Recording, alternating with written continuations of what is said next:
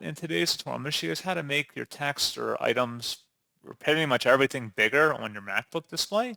So this should hopefully be a pretty straightforward process, guys. And without further ado, let's go ahead and jump straight into it. So all I have to do is select the Apple icon up in the menu bar and then select System Settings. On the left panel, select Accessibility. And then on the right side, select Display.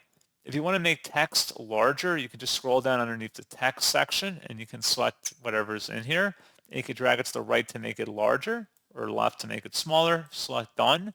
And then you can also make the menu bar size larger by selecting Large. That's another option you can work with as well. And if you want to click on the back arrow up at the top here, there should be a zoom option on the main accessibility page, a couple options above the display option we just were under. Select zoom, and then you can also enable use scroll gestures with modifier keys to zoom. With that enabled, holding down the control key and the scroll up on your trackpad or mouse will enable you to zoom in. And that's pretty much it. So as always, thank you guys for watching this brief tutorial. I do hope that was able to help you out, and I do look forward to catching you all in the next tutorial. Goodbye.